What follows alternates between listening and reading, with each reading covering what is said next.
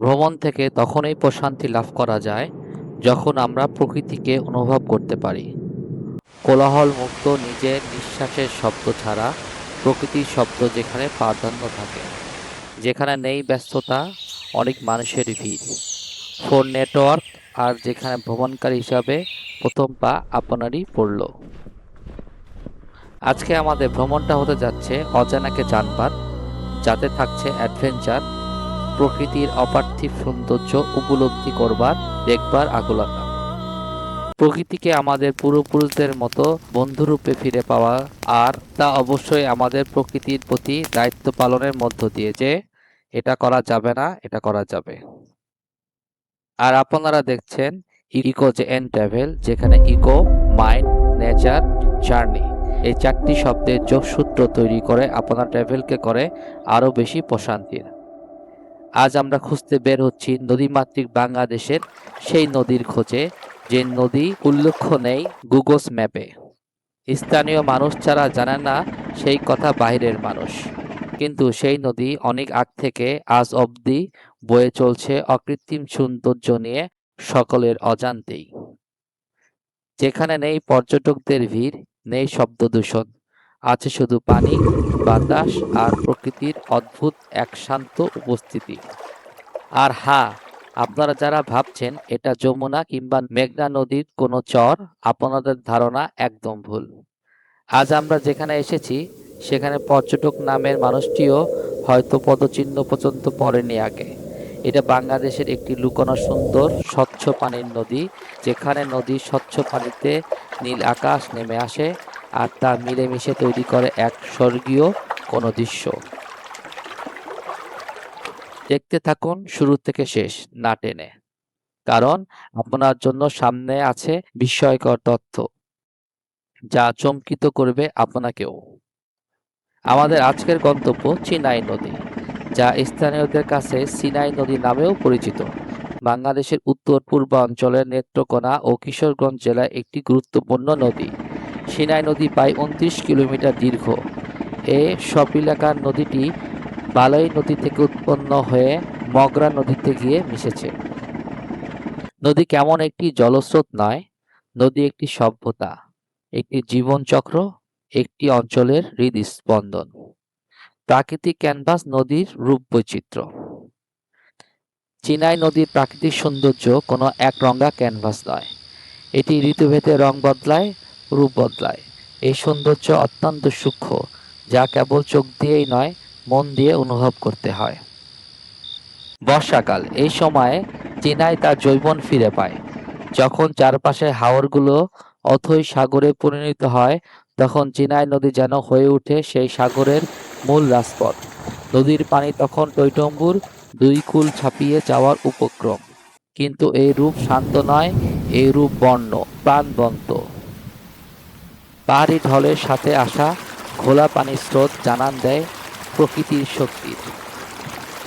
আবার যখন বর্ষা শেষে শরৎ আসে, তখন চিনাই নদীর পাড় জুড়ে ফুটে শুভ্র কাশফুল। হেমন্ত বা শীতে নদীর সেই বন্য রূপ শান্ত হয়ে যায়। পানি স্বচ্ছ হতে শুরু করে, কোথাও কোথাও এতটাই স্বচ্ছ যে নদীর তলায় নুড়ি পাথর আর শ্যাওলা স্পষ্ট দেখা যায়। এই সময় নদীর বুকে নৌকার পাল নয়, বরং আকাশের মেঘের খেলা দেখা যায়। এই দৃশ্য একজন চিত্রশিল্পীর তুলির আঁচড়ের মতোই মায়াবী। একটি নদীর প্রাণ কেবল তার জলেই নয়, তার চারপাশের জীব বৈচিত্র্যেও। চিনাই নদী একসময় ছিল মৎস্য সম্পদের অফুরন্ত ভাণ্ডার। স্থানীয় প্রবীণদের কাছে শুনলে জানা যায়, একসময় জাল ফেলতেই ধরা পড়ত রুই, কাতল, শোল, বোয়াল, পাবদা, ট্যাংরা। তবে কেবল মাছ নয়, চিনাই নদীর আশেপাশের জলাভূমিতে দেখা মেলে নানা প্রজাতির প্রাণী ও পাখির। শীতের সময় শুধু সাইবেরিয়া থেকে উড়ে আসে অতিথি পাখিরা। তাদের অনেক নাম জানা বা অজানাও। পানকড়ি, বক, মাছরাঙা, এরা যেন নদীর পাহারাদার। এই বাস্তুতত্ত্বে নদীর সৌন্দর্যকে বহুগুণ বাড়িয়ে তোলে। মানুষের জীবনযাত্রা ও সংস্কৃতি। নদী আর মানুষ একে অপরের পরিপূরক। চিনাই নদীর দুই পাশে মানুষের জীবনযাত্রা এই নদীকে কেন্দ্র করে আবর্তিত হয়। নদী কেবল জল দেয় না, জীবিকাও দেয়, সংস্কৃতিও গড়ে তোলে। তার প্রমাণ চিনাই নদী। চিনাই নদী নিয়ে একটি চমকপ্রদ তথ্য হলো এর গতিপথের পরিবর্তন। নদী সবসময় এই গতিপথ পরিবর্তন করে, কিন্তু এই অঞ্চলে মানুষের মুখে শোনা যায় নদীটি একসময় আরো খরস্রোতা ছিল। পলি জমার কারণে এর প্রশস্ততা কমেছে। বাংলাদেশের পানি উন্নয়ন বোর্ডের তথ্য মতে এর গড় প্রস্থ প্রায় ৮৮ মিটার, কিন্তু অনেক জায়গায় এর চেয়েও কম মনে হয়। আরেকটি বিষয় হলো এর পানির গুণাগুণ। শহরের দূষণ থেকে দূরে থাকার এই নদীর পানি তুলনামূলকভাবে পরিষ্কার।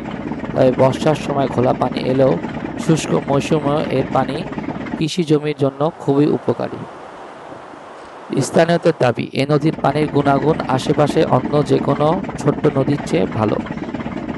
এত সৌন্দর্যের মাঝেও চ্যালেঞ্জ বিদ্যমান। পলি জমে ভরাট হয়ে যাওয়া চিনাই নদীর প্রধান সমস্যা। অনেক জায়গায় নদী তার গভীরতা হারিয়েছে। এর ফলে শুষ্ক মৌসুমে পানি কমে যায় এবং জীববৈচিত্র্য হুমকির মুখে পড়ে। সুখবর হলো সরকার ও স্থানীয় প্রশাসন নদীটির নাব্যতা ফিরিয়ে আনতে পুনঃখননের উদ্যোগ নিয়েছে। আশা করা যায় সঠিক রক্ষণাবেক্ষণের মাধ্যমে চিনাই নদী তার হারানো জৌলুস ফিরে পাবে। ইকো ফ্রেন্ডলি ট্রাভেল আমাদের দায়িত্ব। মানুষের পদচারণা কম থাকায় এই নদীগুলোর প্রাকৃতিক সৌন্দর্য আজও বেঁচে আছে। কিন্তু আমরা যদি কখনো যাই, প্রকৃতির প্রতি দায়িত্বশীল আচরণ করব, কারণ প্রকৃতি তার সৌন্দর্য দিয়ে আমাদের মুগ্ধ করে দেয় যদি আমরা সচেতন থাকি।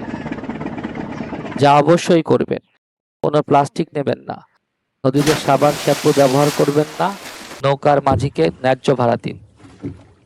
যা কখনোই করবেন না, পশু পাখিকে বিরক্ত করবেন না, নদীর পাড়ে মিউজিক সাউন্ড সিস্টেম বাজাবেন না, নদীতে নিজের আবর্জনা ফেলে আসবেন না, অতিথি পাখির অভয়ারণ্য হাওয়ায় ড্রোন উড়ানো থেকে বিরত থাকুন। চেনাই নদী হয়তো মানচিত্রে খুব বড় জায়গা জুড়ে নেই, কিন্তু নেত্রকোনা ও কিশোরগঞ্জের মানুষের মনে এটি গভীর ছাপ ফেলেছে। এর শান্ত রূপ, জীববৈচিত্র্য আর মানুষের সাথে এর অবিচ্ছেদ্য সম্পর্ক এটিকে অনন্য করে তুলেছে। প্রকৃতি আমাদের যে সৌন্দর্য দিয়েছে তা রক্ষা করার দায়িত্ব আমাদেরই। প্রকৃতির প্রতি সম্মান দিলে প্রকৃতি আপনাকে সবসময় সেরা রূপটাই দেখাবে। এই মায়াবী চিনাই নদী বয়ে চলুক অনন্তকাল, তার দুই পারের জীবনকে সতেজ করে। আজকের ভিডিওটি ভালো লেগে থাকলে লাইক দিন, শেয়ার করুন আর অবশ্যই সাবস্ক্রাইব করে রাখুন, কারণ সামনে আসতে যাচ্ছে আরো ব্যান্ড এপিসোড শুধু আপনার বা আপনাদের জন্য। সেই পর্যন্ত বিদায়, আর আপনাকে জানাই ধন্যবাদ সবকিছুর জন্য।